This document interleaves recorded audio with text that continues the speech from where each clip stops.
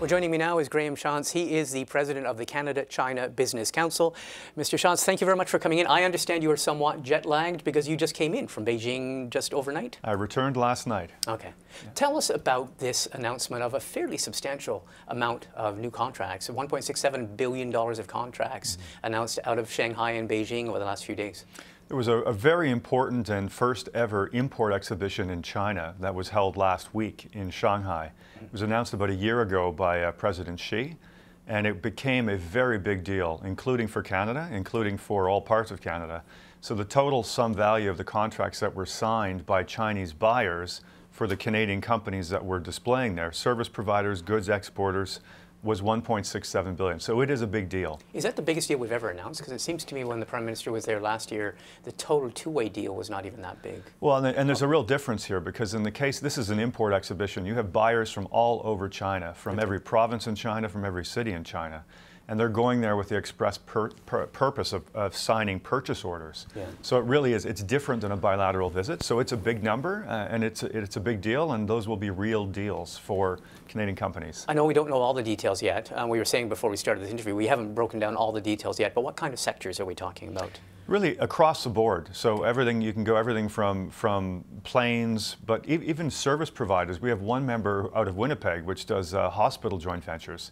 And they had a very large deal with a Chinese insurance company which has 200 million policyholders.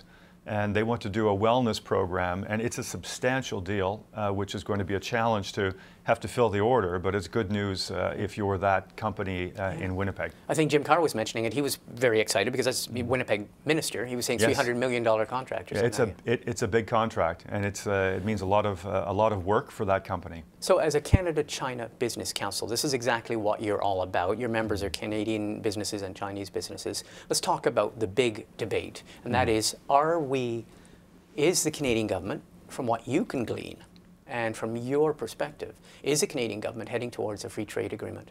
Well, I think what they're clearly said, and Ministers Carr, Morneau, Minister Bryson, the two premiers who were with us in the meetings in Beijing, Premier McNeil and Premier Ball, they're working as hard as they can across a whole range of files to increase the economic engagement between Canada and China.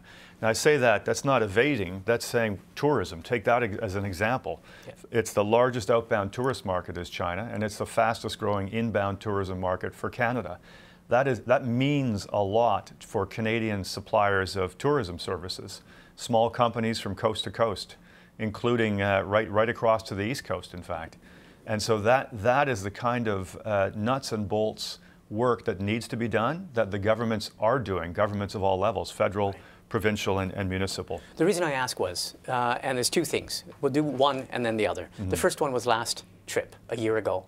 The Prime Minister went, he was talking about progressive values, he was talking about a progressive trade deal, and he was talking about moving towards, or they certainly didn't deny, moving towards a free trade deal. And then it was seen as being, seen as having hit a wall. And many people said it was because of the talk about progressive values and a progressive trade agenda. Now we have the USMCA, where we have this Article 32. Do you think the federal government is now not talking in terms of free trade? Do you think they are knowing that free trade is a long way off? My recollection is the ministers talked about the importance of looking at a path that could go to more formal trade agreements. Our position has been, for 40 years, it's our 40th anniversary this year, so we've been supportive of all instruments that have the effect of lowering barriers to trade between Canada and China. So whether that's through WTO accessions some decade and a half ago, the Foreign Investment Promotion and Protection Agreement, future agreements, whether that's a comprehensive trade agreement, or whether it's doing sectoral agreements, increasing bilateral air flights between Canada and China, including charter flights. All of those have the effect of getting better access, in particular, Martin, it's really important, to the growing Chinese middle class, which has to be the target. The nuts and bolts of trade agreements, we have different tariff structures than the Chinese. We have a narrower set of export interests with China. They have a broader set of interests, and they face lower tariffs coming in here. So that'll be complicated.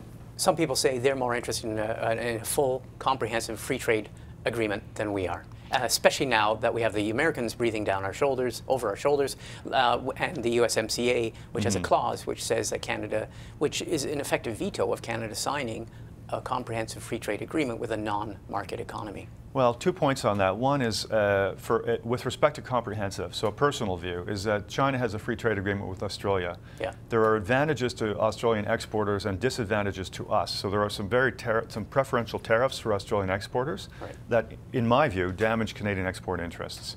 Having said that, in my view, it's not a comprehensive agreement that Australia has with China.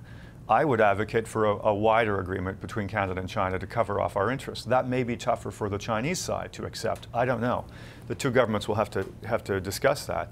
The second point on the U.S., though, is an important one, which is I'm not sure it's changed all that much in terms of Canada's calculations and how a free trade agreement, to launch free trade agreement negotiations with China, or not.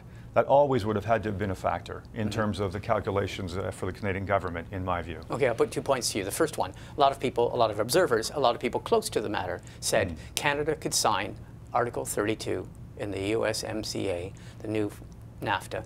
We could sign it because we knew that any free trade negotiations with China There's were, a 6-month withdrawal clause either. But they were years away. They're not for something for tomorrow. So is that an accurate appraisal that we can do? I don't know. You'd have to talk to the government about their calculations. I would say, there's another argument that if you launched, it would take 8 years to conclude.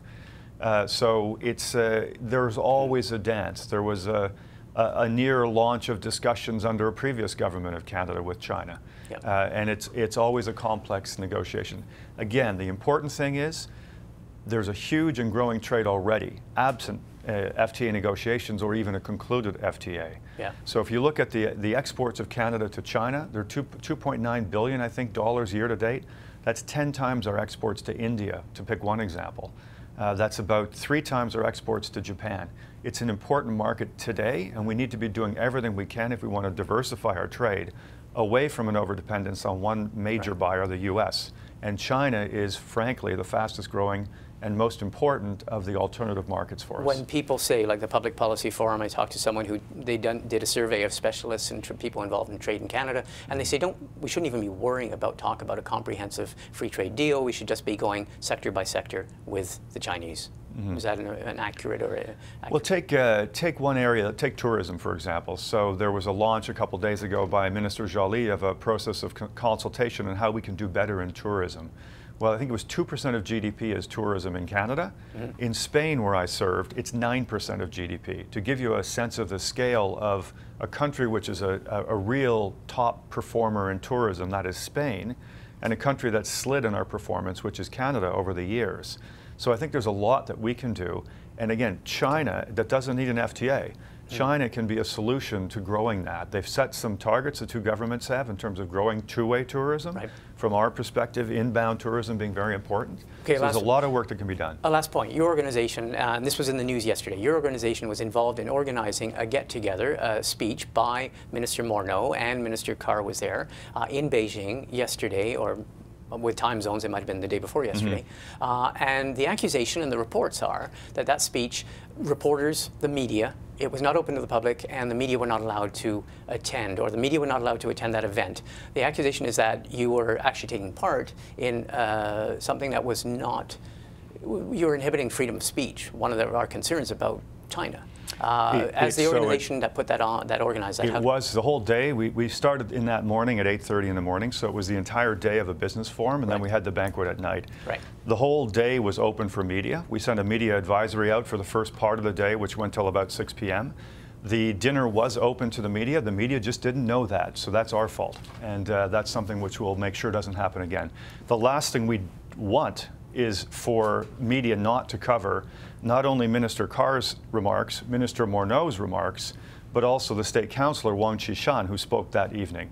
So it was fundamentally in our interest in our 40th anniversary to have the greatest media coverage possible. The reports are that that was done at the bequest of Chinese authorities. That's not true. No. It was not. There was an internal communications issue. It was to have been open, and it's unfortunate that it wasn't, because the remarks by all three, the two ministers and the State Councillor, were really very important. Okay. Well, on that note, it's wonderful to have you in. We will definitely keep in contact as this trade relationship continues to grow. Thanks for coming in. Thank you, Martin.